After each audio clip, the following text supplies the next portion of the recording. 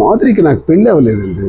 Adultery, పెళ్ళైన అమ్మాయి పెళ్ళైన అబ్బాయి కలిసి ఉంటే ఇది సుప్రీంకోర్టు ఆర్డర్స్ ప్రకారం ఇది క్రిమినల్ కాదు, ఇది నేరం కాదని సుప్రీంకోర్టు ఒక డెసిషన్ ఇచ్చింది.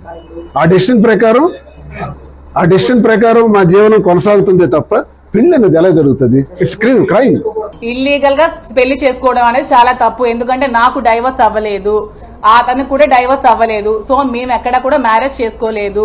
నేను అతనితో ఉంటున్నాను. అతను నాకు ఒక ఫ్రెండ్, ఒక ఫిలాసఫర్, ఒక గైడ్, అన్ని అతనే నాకు. ఎందుకంటే నేను సూసైడ్ చేసుకోవాల్సిన సిచ్యువేషన్ వచ్చినప్పుడు నువ్వు అలా ఏం చేసుకోవద్దు, నీకు నేను ఉన్నాను, నీకు ధైర్యంగా ఉంటాను, నువ్వు అధైర్య పడుకో, నాకు ధైర్యాన్ని ఇచ్చి నన్ను అతను ఒక సెక్యూర్డ్ గా ఉంచుతున్నారు. దాంట్లో తప్పేమీ లేదు కదా. సహజీవనం ఎలా అవుతుందండి? అడల్టరీ అనుకోవచ్చు కదా. సహజీవనం అనేది పెళ్లి కాని వాళ్ళు చేసేది సహజీవనం అంటారు.